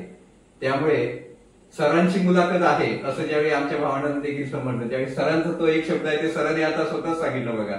तर सरांचा त्या ठिकाणी हा जो शब्द आहे, या शब्दांची पुनरावृत्ती कायम होत असे आणि गाववाले सर म्हटल्यानंतर प्रत्येक विद्यार्थ्याच्या स्मरणात राहिलेला शब्द म्हणजे त्या ठिकाणी हा सरांचा काही शब्द सरांची पुनरावृत्ती होत होते. परंतु असं असताना सरांचा त्यांच्या विषयातला जो निकाल आहे हे एक आमच्यासाठी आणि आपल्या सगळ्यांसाठी एक मोठं आश्चर्य आहे. कायमच सरांचा निकाल हा 100% लागलेला आहे आणि त्याबद्दल सरांचं आपल्या सगळ्यांच्या वतीने मी खरोखरच अभिनंदन करतो. पण हे देखील आपण जाणून घेणार आहोत की एवढा सर दीर्घकाळ आपण 100% निकाल लावला, या पाठीमागचं काय नेमकं हे असेल? नाही, हे काय आहे माहिती का, कुठली आपण गोष्ट करत असताना ती मनापासून केली पाहिजे. आता माझ्याकडे त्याकडे समाजशास्त्र विषय दिलेला आहे, तर तो समाजशास्त्र विषय दिल्यानंतर माझ्या विषयामध्ये सगळी माझी मुलं रूपीताकडे लेकरं जे आहेत ती पास झालीच पाहिजे असं माझं मनाशी माझा निश्चय येत आहे. ती झालीच पाहिजे. त्याला जर तर वगैरे असलं काय नाही, ती माझी मुलं पास व्हायलाच पाहिजेत. मग ते दगड असू देत किंवा ते त्याकडे मूर्ती असू दे त्याच्यातून घडलेली, पण त्यांना म्हटलं मला मूर्तीच घडवायची. आणि याप्रमाणे मग मी काय करत, मिनिमम इसेन्सी म्हणजेच काय, कमीत कमी त्याकडे सांगून तेवढे गुण मिळवून घे. मग मी काय करायचं, प्रत्येक घटकाला किती गुण आहे म्हणजे हे चोखंदळपणे करावं लागतं, नाही तर समजत नाही. मग एका कुठल्या प्रकरणाला किती गुण आहेत, कुठल्या याला काय आहे हे त्याकडे तयार करायचं. आणि जी मुलं खरोखरच कच्ची आहे आणि कच्ची असायचीच तर त्यांचा तो दोष नाही. प्राथमिक शाळेत सगळ्या शाळांमध्ये चांगलं शिक्षण दिलं जात नव्हतं. मी आता शाळांची नावं घेत नाही, माझ्याच गावातली शाळा आहे आणि माझे तिकडे मुलं आहेत. मग मी मात्र एवढं केलं की माझ्या मुलांमध्ये 3 गट केले त्याच्यात. एक साधारण म्हणजे जे चांगले हुशार तयारी, त्यांना जास्त नाही सांगितलं तर ते करणार, आणि जे मध्यम आणि जे एकदम त्याकडे ह्याच्यातले आहेत त्यांच्यावर जास्त लक्ष ठेवू आणि त्यांना पुन्हा पुन्हा बोलून ना हे पाठ झालंच पाहिजे, हा प्रश्न तू तयार केलाच पाहिजे, हा केव्हाही येण्याची शक्यता आहे असं सांगून ना त्यांच्याकडून ते करून घेतलं जातं. आणि त्यातून ना ती मुलं पासिंग पुरते सहज मार्क्स मिळवायचे. मग काढलेल्या शब्दाला किती आहे, जोड्या जुळवा किती आहे ते जरी नाही सांगितलं तरी एकमेकांना बघून नाही काढतात आणि त्यामुळं ते गुण त्यांना मिळणारच आहे. मग थोडक्यात उत्तर द्या. अन्य कुठले आहे तर उदाहरणार्थ इतिहास नागरिकशास्त्राचं घेतलं तर पात्रतेच्या अटी, संसद म्हणजे काय वगैरे वगैरे, तर त्या सगळ्या गोष्टी त्यांच्याकडून करून घ्यायच्या. आणि त्याच्याशिवाय त्याला सोडायचंच नाही. आणि त्यामुळं मुलं सुद्धा की नाही आत्मीयतेनं बाकीचे विषय सोडून माझ्या विषयाकडे आपले आणि मित्रो, सरांचा सलग 30 वर्ष होय ना हो सर, सलग 30 वर्ष एखाद्या विषयाचा 100% निकाल लागणे ही खूप मोठी तारेवरची कसरत आणि सरांनी यशस्वीपणे पार पाडलेली आहे. मित्रो, सरांच्या त्यांचा जो विषय आहे त्या विषयाची या ठिकाणी यशस्वीता आपण पाहिली, परंतु त्याबरोबर आणखी एक आश्चर्य आहे की आपल्या विषयाचा एखादा शिक्षक परिपूर्ण तयारी करत असतो, परंतु एखाद्या विषयाचा सहाय्यक म्हणून काम करणे हे खूप कठीण काम असतं. आणि अशा वेळी आमच्या शाळा हायस्कूलमधील क्रीडा शिक्षक माननीय दुधाने सर या क्रीडा शिक्षकांच्या सोबत किंवा क्रीडा क्षेत्र सांभाळण्याचं काम बऱ्याच वेळा सरांनी देखील केलेलं आहे आणि सहाय्यक म्हणून त्यांनी ते काम केलं आणि यशस्वीपणे केलं. आणि सरांनी विज्ञानचं पण केलेलं आहे माननीय जोशी सरांबरोबर. तर सुरुवातीला आपण हे जाणून घेऊया की सरांनी क्रीडा क्षेत्राचे सहाय्यक म्हणून जे काम केलेलं आहे, तर आपला विषय सांभाळून दुसऱ्या शिक्षकाचं सहाय्यक पद सांभाळणं हे कठीण असतं. तसं कसं काय तुम्हाला शक्य झालं? तर काय घेऊन माहिती का, आमच्याकडे वेळापत्रकाप्रमाणे ज्या तासिका असतात त्याच्यात कमी जास्त प्रमाणात हे होतं तासिका. मग त्या पूर्ण होण्यासाठी दुसरा विषय त्या ठिकाणी घ्यावा लागतो. मग काही वेळा शारीरिक शिक्षण म्हणा, स्काउट सारखा विषय म्हणा किंवा त्या ठिकाणी विज्ञान सारखा विषय म्हणा, हे विषय मग आम्हाला ते दिले जात होते. आणि ते आपण आमच्या ते वर्कलोड तेवढं होण्यासाठी आम्हाला ते घ्यावेच लागत होते. तेव्हा तुम्ही नाकारून वगैरे जमण्यासारखं नाही. तर त्याप्रमाणे मग ते त्या ठिकाणी घेतले जाते. पण मित्र हो, सरांनी सहाय्यक म्हणून काम केलं तरी देखील त्यांची त्या क्षेत्रातली जी आवड होती आणि बऱ्याच वेळा सरांना या क्षेत्रामध्ये मोठ्या प्रमाणात यश मिळालेलं आहे. तर सर याबद्दल काय सांगाल, क्रीडा क्षेत्रातल्या यशाबद्दल? क्रीडाबद्दल काय, क्रीडेबद्दल आम्हाला अगोदरच त्याकडे सुरुवातीपासूनच आत्मीयता होती. आम्ही व्हॉलीबॉल म्हणा, कबड्डी म्हणा वगैरे सारखे खेळ त्या ठिकाणी खेळत असतो. आणि नंतर क्रिकेट झालं. तर या गोष्टीमुळं त्या ठिकाणी कबड्डी आमचा अगदी जीव अतिशय चांगला. आणि त्यामुळं की नाही दुधाने सर तेव्हा त्यांची तासिका जास्त व्हायच्या सगळ्या विषय वर्गांवर असल्यामुळं मग त्यांना सहकार्य करायला मला त्याकडे. पण आमच्या दोघांचंही असं होतं सत्य की एकमेकाला अतिशय चांगल्या प्रकारे आम्ही सहकार्य करतो. जर सर आणि माझं हे भावाचं नातं, त्यांनी केव्हाही मला अरे तुरे जरी आम्ही केलं तरी पण एकमेकांना केव्हाही आम्ही त्याकडे हे करत नाही. आणि एकमेकाच्या मदतीनं आता त्यांना ते कुस्तीच्या वेळी आवड होती, त्यांनी कुस्तीपटू तयार केले. कुठं जायच्या वेळी सुद्धा की नाही केव्हा त्यांना बरं नसायचं किंवा काय नसायचं सहकार्य हवं ते बाकी कोण शिक्षक जायला तयार नसायचे आणि पण खर्च कोणी करायचा असा पण नाही. मी त्यांना सांगितलं जर माझी तब्येत बरी असेल तर मी म्हटलं अगदी नक्की 100% गेलोच समजा. मग ते तुम्ही पैशाचा काय विचार काय विद्या माझ्या पोरांचा विचार करा. आणि त्याप्रमाणे त्यांच्यानंतर मी त्यांच्यासोबत ही जी काही ती थोडीशी का असे ना त्यांना सहकार्याच्या दृष्टिकोनातून प्रयत्न केले. सर खूप छान.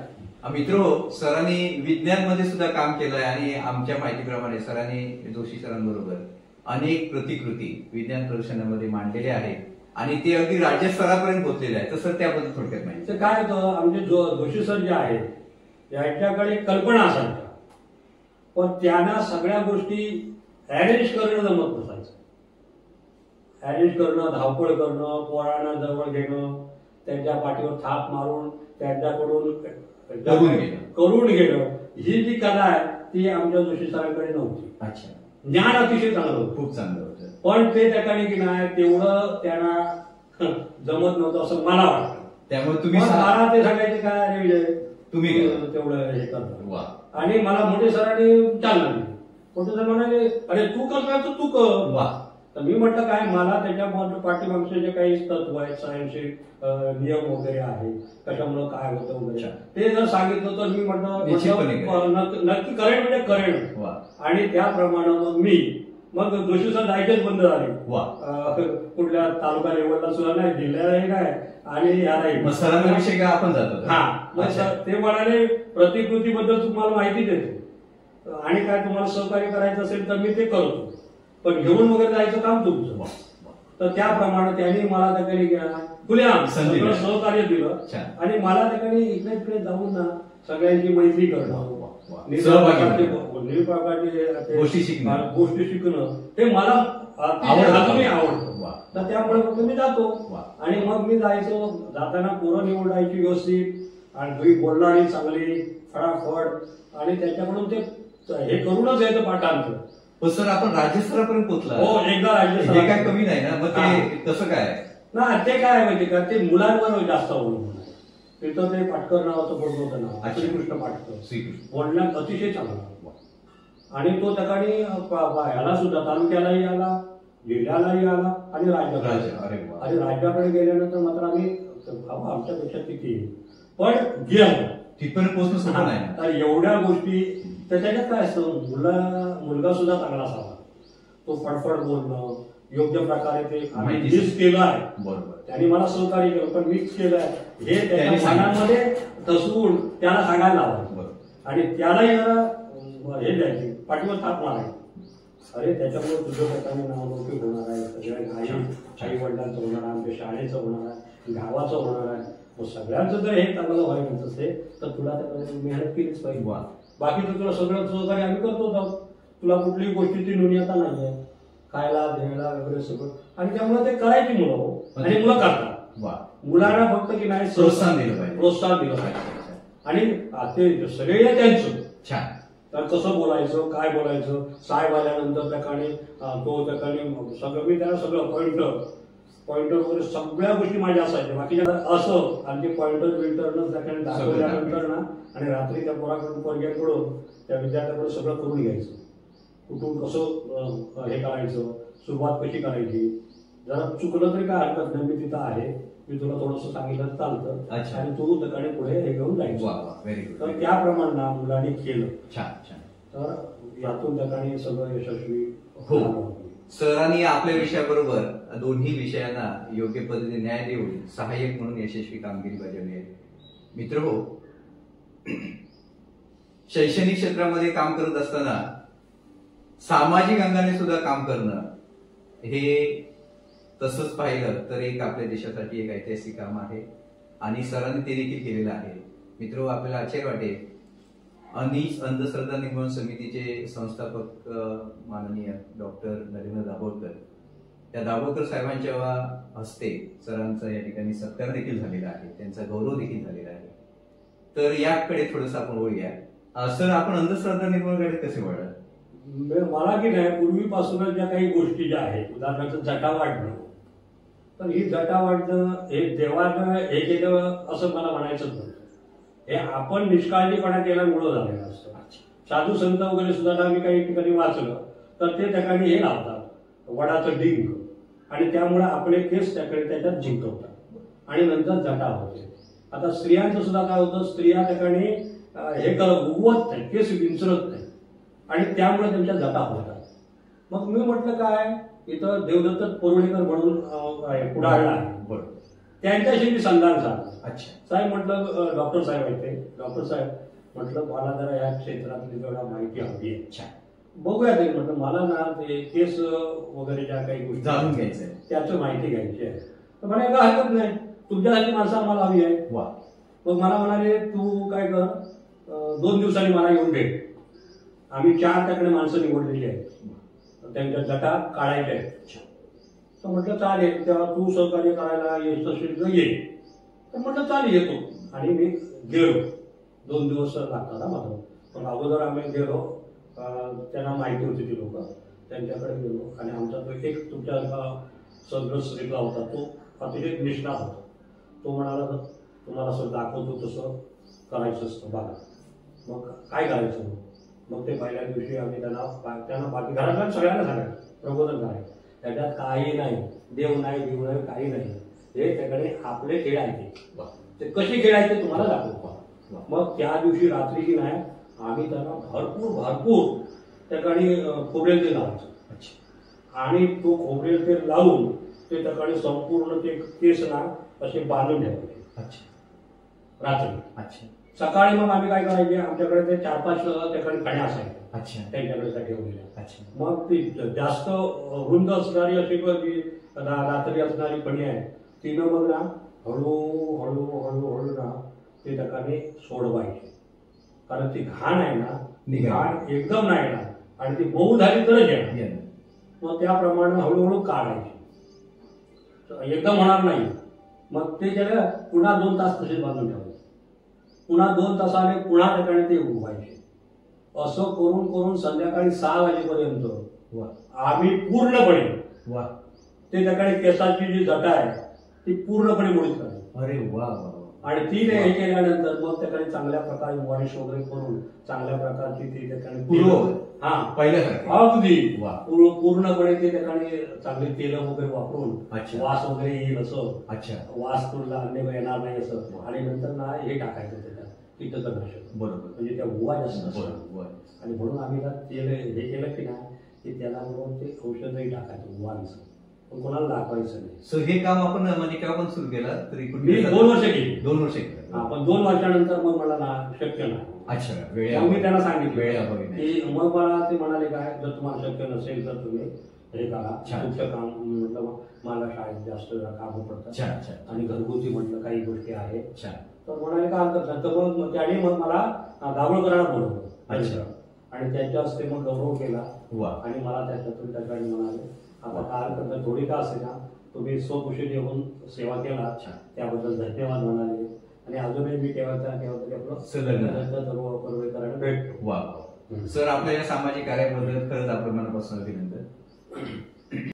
मित्रो, रक्तदान जसं सर्वश्रेष्ठ दान समजलं जातं तसंच कन्यादान हे खरंच सध्याच्या जमान्यामध्ये फार मोठं दान समजलं पाहिजे.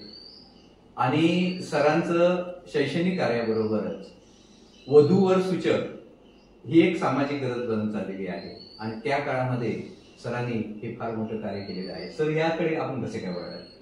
नाही, मला मी सर्वसाधारणपणे माझ्याकडे गेले म्हातारी माणसं आहे बरीच आमच्या गावाकडे. आता घराकडे आल्यानंतर हे माझ्या मुलीचं लग्न करायचं आहे सर, तुमच्या कुठं बघण्यात एखादा मुलगा मुलगी काय असं तर सांगा. तर त्यामुळं मला सुद्धा त्याकडे एखाद्याचं चढती वेळ जी आहे ती चढवायला मला फार आवडतं. तर मी म्हटलं काय हरकत नाही. आणि आपल्या गावातली म्हणा अन्य माझी पाहुणे मंडळी वगैरे जे आहेत त्यांच्याकडे असणारी त्यांची मुलं मुलगा मुलगी यांच्याशी माझे, मी अजूनही कुठेही गेलो तरी मला वडिलांनी एक शिकवण दिलेली आहे, कुठल्याही गावात गेलं तर घर बांधायचं. अरे वा. तर पूर्वी मला ना घर कसं बांधायचं म्हणजे काय समजत नव्हतं, फार मोठं कोडं वाटायचं. बरोबर. पण ते म्हणाले तुला आपोआप हळूहळू समजेल. आणि त्याप्रमाणे मला ते समजलं. म्हणजेच काय, दुसऱ्या कुठल्याही गावात गेला तर घरासारखं वागायचं आणि तिथं तुमचं एवढं करायचं. आणि ते मित्रो, एखाद्या वर्गाचं वर्ग शिक्षक म्हणून व्यवस्थापन करणं, विषय शिक्षक म्हणून अध्यापन करणं, मात्र या पलीकडे जाऊन एखाद्या बोर्डाची जबाबदारी घेऊन एक्झामिनर म्हणून काम करणं आणि हे काम सरांनी अप्रतिमरित्या पूर्ण केलेलं आहे. 16 वेळा सर एक्झामिनर म्हणून या ठिकाणी काम पाहत होते. त्यानंतर काही कालावधीनंतर त्यांच्या वरच्या ज्या स्टेज आहेत त्या ठिकाणी सुद्धा सरांनी काम केलेलं आहे. तर सर, हे जाणून घ्यायला आम्हाला आवडेल का सर, शिक्षक म्हटला की त्याला सगळी सगळी कामं करावी लागतात. मग आम्हाला की नाही आमच्या हायस्कूलमध्ये काही वर्ष काम केल्यानंतर बोर्डाचे पेपर तुम्हाला घ्यावेच लागतात आणि त्याप्रमाणे मग त्या काही बोर्डाकडून तुम्हाला त्या काही हे केलं जातं, दिलं जातं, नियुक्ती केली जाते आणि त्याप्रमाणे मग ते त्या काही बोर्डाकडून पेपर पाठवले जातात. मग आमचं कसं असतं, पेपर ते पहिले 100 पेपर देतात, 100 पेपर आणि त्याकडे मुदत देतात.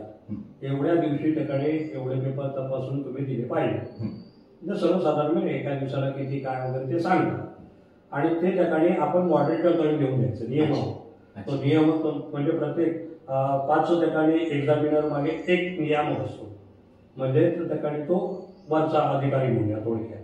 मग त्याच्या हे जे पेपर येतात बोर्डाकडे ते पेपर आधी थोडे तपासायचे, थोडे तो 2-4 तपासायचे आणि एक्झामिनरकडे जायचं. एक्झामिनर हे नियमक जो आहे त्याच्याकडे जायचं, मॉडरेटरकडे.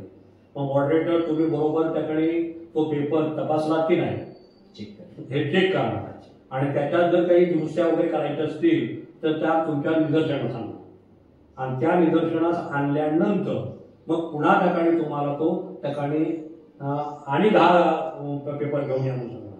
पहिले 2-4 नंतर 10 आणि 10 जे बघणार त्याच्यात जर योग्य प्रकारे तुम्ही ते त्या ठिकाणी काउंटिंग वगैरे मार्क्स वगैरे दिलेले आहेत तर समाधानकारक जर तुमचं असेल तर म्हणाले बाकीचे सगळे तपासून एकदम घेऊन या.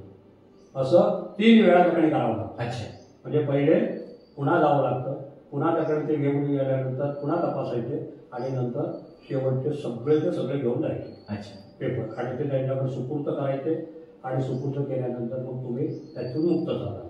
आपण सर मी काय म्हणतो सर, आपण मॉडरेटर आणि चीफ मॉडरेटर म्हणून पण काम पाहिजे. तर हे तसं सोपं नाही, कठीण आहे. कठीण आणि असं असताना सुद्धा म्हणजे आपल्या बोर्डाला पेपर पण आपले सिलेक्ट झालेले आहेत. तर हे सर कसं काय काम केलं, म्हणजे वरच्या दर्जाचं काम करणं. शेवटी काय माहिती का, मनात जर आपल्या त्याच्याबद्दल आस्था असेल तर त्याकडे सगळ्या गोष्टी होतात आणि त्या करायलाही पाहिजे. कारण जर तुम्ही आता एक्झामिनर झाला तर तुम्हाला मॉडरेटर म्हणून त्याकडे ते पदोन्नती देणारच आणि त्याच्यातही तुम्ही चांगले काम केलं तर सिनियर मॉडरेटर म्हणून तुम्हाला करणारच. पण ते तुमच्या कामावर आहे. आमच्या विद्यार्थ्यांसाठी आणि प्रेक्षकांसाठी चीफ मॉडरेटरचं नेमकं काम काय असतं सांगतो. तर आता तो हे तपासले नाही, एक्झामिनरने तपासलेले पेपर मॉडरेटरकडे जातात. अच्छा. म्हणजे तो नियामक माणूस. अच्छा. त्या मॉडरेटर काय करतात, मॉडरेटर जो आहे ना तो त्या ठिकाणी आता तुम्ही जे तपासलेले पेपर आहे ते सगळे बघतो पुन्हा. पण नाही बघतो बरोबर आहे की नाही आणि त्याच्यात त्याला सांगितलेलं असतं, सूचना दिलेली असते की तुम्ही एवढे ते एवढे पेपर जे आहेत टॉप मोस्ट केसेस म्हणतात त्याला, ते एक रेंज देतात. आता तुमचा 100 मार्काचा पेपर आहे, मग 100 मार्काच्या पेपरमध्ये यावर्षी किती ते किती टॉप मोस्ट केसेस काढायच्या, तर ते 97 पासून 100 असे जे आहेत ना पेपर, ते पेपर त्याकडे तो नियामक तपासतो. अच्छा. आणि तो नियामक जो आहे तो काय करतो, त्याला आणि 5 लोकांनी दिलेले असतात पेपर, तर त्या 5ही लोकांचे हे टॉप मोस्ट केसेस जे आहेत त्या बाजूला जातात आणि बाकीचे जे काही पेपर आहे त्याच्यावर सगळ्यांना सह्या वगैरे व्हाव्या लागतात. बरोबर आणि सगळं काउंटिंग बरोबर केलेलं आहे की नाही ते बघावं लागतं. बरोबर. आणि ते सगळं बघून की नाही मग तो त्याकडे नंतर ते गट्टे बांधावे लागतात. अच्छा. 100 ते गट्टे. अच्छा. बांधायचे आणि ते सगळे गट्टे घेऊन टॉप मोस्ट केसेसचे वेगळे आणि हे वेगळे हे घेऊन मग ह्याला जायचं बोर्डाच्या ऑफिसमध्ये आणि बोर्डाच्या ऑफिसमध्ये जाऊन ते सबमिट करायचे. अच्छा. आणि सबमिट केल्यानंतर तुमची जबाबदारी संपली. आता तुमची जबाबदारी संपली. अच्छा. कोणाची, मॉडरेटर. तर चीफ मॉडरेटरचा. अच्छा. मग त्यांचं काम काय असतं, त्याला आता ते जे टॉप मोस्ट केसेस काढलेले आहेत त्या सगळ्या 5ही जिल्ह्यातील जे ठिकाणी मॉडरेटर हे नियामक आहेत त्यांचे सगळ्यांचे पेपर त्याच्याकडे जाणार. आणि त्यानं ते सगळे पेपर्स पुन्हा बघायचे आणि त्या टॉप मोस्ट केसेस मध्ये कमी जास्त गुण करण्याची ऑथॉरिटी तुमची.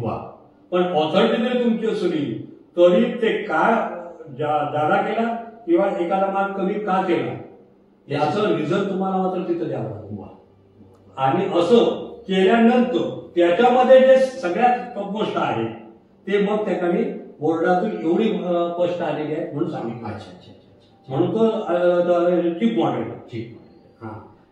मित्रो, सरांनी चीफ मॉडरेटर म्हणून काम पाहिलेलं आहे आणि अशीच त्यांचा आलेख जो आहे हा नेहमी चढता राहिलेला आहे सरांचा. मित्रो, सरांनी शैक्षणिक ह्या वेगवेगळ्या क्षेत्रामध्ये भरीव अशी कामगिरी केली आहे. प्रत्येक क्षेत्रात न्याय मिळवून दिलेला आहे आणि हे सगळं पाहत असताना 2.5 वर्ष विद्या मंदिर हायस्कूल भरपूर खुर्द या शाळेचं मुख्याध्यापक पद जे प्रमुख पद असतं ते देखील सरांनी सांभाळलेलं आहे. आणि सांगायला आनंद होतोय की हे सांभाळत असताना 10वीचा जो निकाल आहे तो सलग 3 वर्ष 100% लागलेला आहे. तर सर, मुख्याध्यापक पदासंदर्भात देखील आम्हाला जाणून घ्यायला आवडेल. माझ्या अगोदर की नाही पी.यू. पाटील म्हणून सर होते. अच्छा. मग पी.यू. पाटील सर त्याकडे असताना आम्ही निश्चय केला. अच्छा. सगळ्यांनी. अच्छा. की 100% निकाल लावायचा. अच्छा. मग त्यासाठी मग मी काय केलं, आमचे विलास बाबा होते, त्या विलास बाबांना सांगितलं की तुम्ही अधूनमधून जे येता आणि शिक्षकांना जरा दम भरता किंवा काय करता तसं करू नका. अच्छा. मग काय करू म्हटलं, एक सोपी गोष्ट आहे प्रत्येक शिक्षकाला सांगायचं तुझ्या विषयाचा निकाल तू मला 100% द्यायचा. बाकी काहीच तुम्हाला करण्याची गरज नाही. तुम्ही अन्य बघा, तुम्ही येऊन शिस्त बिस्त सगळ्या गोष्टी बघा, पण त्यांना पुन्हा पुन्हा झापणं योग्य नाही. त्यांच्या मनामध्ये कलुषितपणा निर्माण करू नका.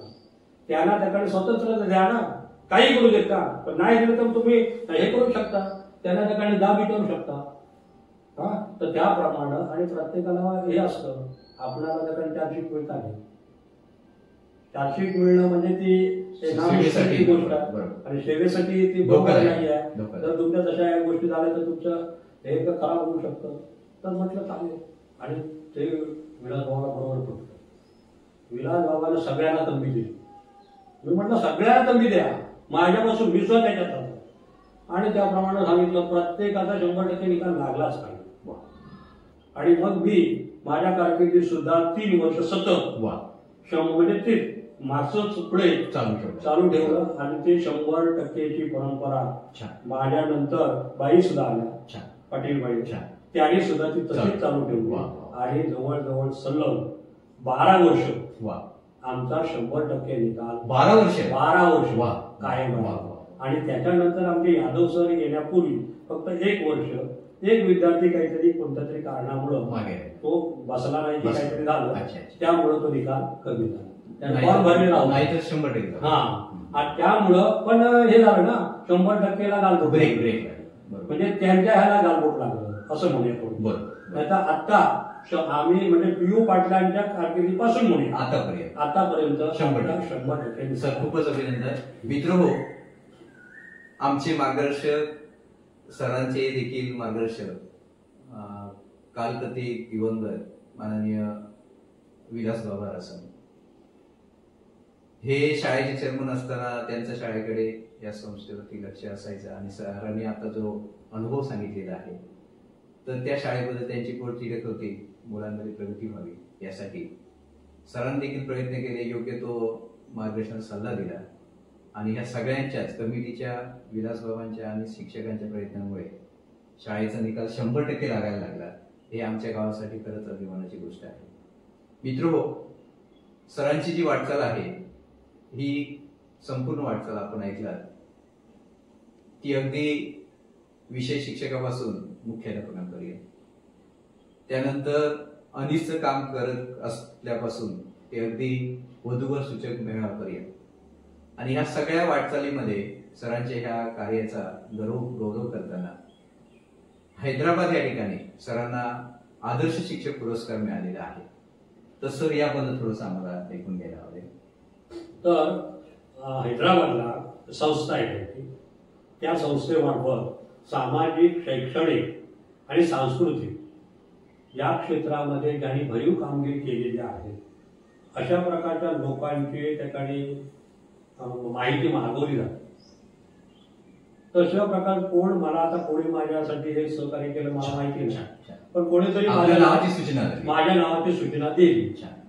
नावाची सूचना दिल्यानंतर मी त्याकडे माझी संपूर्ण जी माहिती होती, आणि माझ्याकडे त्यावेळी काय होतं माहिती का, वधूवर सूचक मंडळाची ज्यांची ज्यांची लग्न वगैरे जमवलेली होती त्यांच्या माझ्या संपूर्ण अनुभवच होता. तो सगळा अनुभवच मी पाठवला. मग नंतर मी काय ठेवलं नाही, म्हणजे आता नको. तर ते केलं. पुन्हा अंधश्रद्धा निर्मूलनाचं सांगितलं. शैक्षणिक माझा त्याकडे माहिती सगळी त्याकडे तयार केली, अनागुजींची सही घेतली आणि तोही त्याकडे त्याला जोडला. आणि त्यामुळं सामाजिक, शैक्षणिक, सांस्कृतिक आणि संपूर्ण सांस्कृतिक विभाग जो होता तो हायस्कूलचा माझ्याकडेच होता. आणि सांस्कृतिक कार्यक्रम कोणते केले, काय केले, तर म्हणजे डिटेलमध्ये नाही, पण थोडक्यात मी त्याकडे तो आढावा घेऊन त्यांना दिला. आणि हे सगळं त्यांनी बघून मग माझं नाव सिलेक्ट केलं आणि सिलेक्ट करून त्याने मला हैदराबादला बोलवलं. आणि तो प्रतिभा सन्मान पुरस्कार म्हणून तो मला त्याकडे हैदराबादला त्याकडे निशिगंधा वाड याच्या हस्ते प्रदत्त करण्यात आला.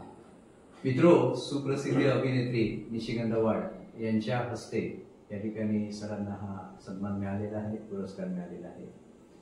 हा पुरस्कार मिळालेला आहे त्यासोबतच शिक्षकाचा आणखी एक पुरस्कार असतो, म्हणजे त्यांचे विद्यार्थी. विद्यार्थ्यांच्या हृदयामध्ये जी शिक्षकांची प्रतिमा असते ती कायमच आदर्शवत असते, असे आमचे आदर्श शिक्षक माननीय सावंत सर.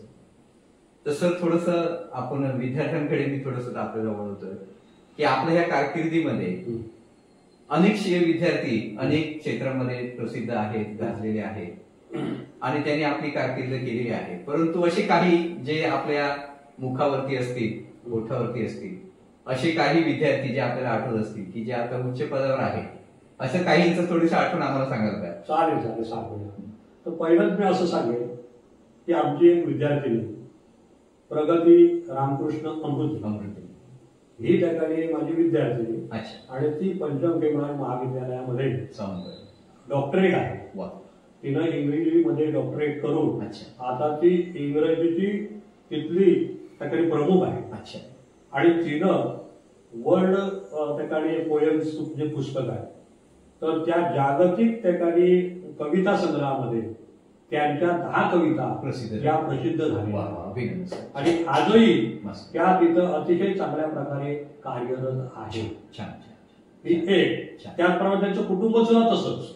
त्याच्यानंतर त्यांची दुसरी जी बहीण होती ती बाकी आता काय कुठला विषय घेते मला माहिती नाही, पण ती राधानगरीला त्याकडे आता ती कार्यरत आहे, ज्युनियर कॉलेजला आहे आणि ज्युनियर कॉलेजला ती शिकवते.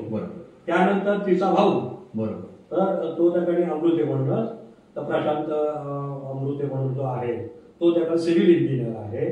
आणि दुसरा त्याकडे भाऊ कणकवली कॉलेजला गणितचा प्राध्यापक आहे आणि तो सुद्धा त्याकडे अतिशय चांगल्या प्रकारे त्याकडे आमच्या पूर्ण हे झालेला आहे, प्राध्यापक आहे.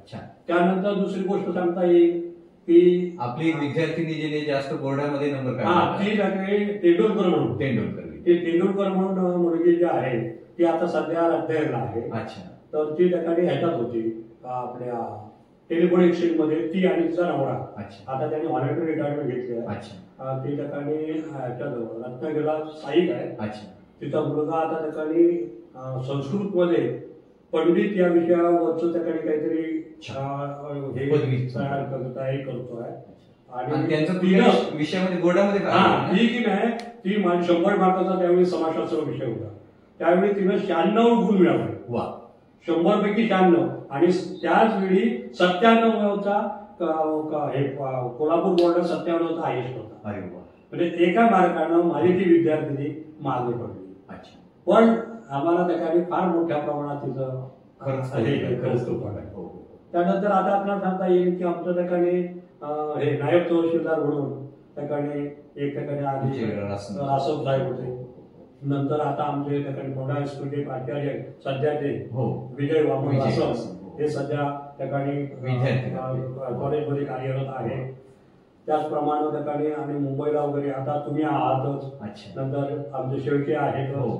तसंच त्याकडे हे अजय यशवंत वाळके, नंतर सुधीर त्याकडे रामचंद्र जोशी तर हा त्याकडे पत्रकार आहे. नंतर आमचा त्याकडे भोमूळचा त्याकडे रासम मधल्यावाडीचा तो आता बडोदा बँकेमध्ये त्याकडे सिनियर क्लार्क आहे. आणि मुंबईला अशी बरीच लोक आहेत की ज्यांचं मला माहिती नाही अशी लोक बरीच आहेत. सरांचे अनेक विद्यार्थी आज उच्च पदस्थ आहेत. काही जणांची सरांनी या ठिकाणी नावं सांगितलेली आहेत. परंतु हा जो खरा पुरस्कार आहे हा विद्यार्थ्यांच्या मार्फत कधी न आपण न विसरणारा असा हा आदर्श शिक्षक म्हणून सरांचा पुरस्कार आहे. मित्रो, तुमच्या आमच्या आदर्श शिक्षकांचा माननीय सावंत सर यांच्या संपूर्ण वाटचालीचा आढावा आपण या ठिकाणी ऐकला, प्रत्यक्ष पाहिला. सर त्यावेळी देखील अशाच प्रकारे दिलखुलासपणे बोलत होते, वावरत होते. आजही तशा प्रकारे ते बोलतायत, वावरतायत. याबद्दल निश्चितच आम्हा सगळ्यांना आनंद आहे. परंतु दुःखाची, दुर्दैवाची गोष्ट अशी, सन 2020च्या दरम्यान सरांना साथ देणाऱ्या त्यांच्या ज्या सहचारिणी आहेत अर्थात सावंत मॅडम, ह्यांना पॅरालिसिसचा अटॅक आला आणि त्या क्षणापासून सगळ्यांमध्ये वावरणारे आमचे सावंत सर पराकोटीची जी सेवा असते, मानवी सेवा, ही सेवा आपल्या पत्नीची सलग बजावत आहेत. आम्ही स्वतः हे अनुभवलेलं आहे. प्रत्यक्ष आमच्या विद्या मंदिरचा आणखी एक खासियत आहे की सगळ्या ज्या बॅचेस आहेत 10वीच्या त्या बॅचेसचे सध्या गेट टुगेदरचे कार्यक्रम होतात आणि त्यानिमित्ताने सरांना भेटण्यासाठी त्यांचे माजी विद्यार्थी देखील येतात, त्यांना देखील यांचा अनुभव असेल. तर सर खरंच आपलं कौतुक. जरी आपली पत्नी असली तरी मानवी सेवा म्हणून आपण त्यांचं जे संगोपन करताय त्याला तोड नाही. या निमित्ताने आपल्या सगळ्या विद्यार्थ्यांना, सरांच्या विद्यार्थ्यांना हे समजावं म्हणून या ठिकाणी थोडंसं सुतोवाच करतोय. आणि सर सध्या आपल्या पत्नीच्या सेवेभोवती त्या ठिकाणी गुंतलेले असतात, त्यामुळे त्यांची इच्छा असून देखील ते बऱ्याचशा कार्यक्रमांमध्ये गेट टुगेदरमध्ये सहभागी होऊ शकले नाही. ही त्यांची फार मोठी अडचण आहे. त्यांच्या भावना विद्यार्थ्यांसोबत आहेत तरी सुद्धा अशा काही कारणांमुळे ते त्या तिथपर्यंत पोहोचू शकले नाही.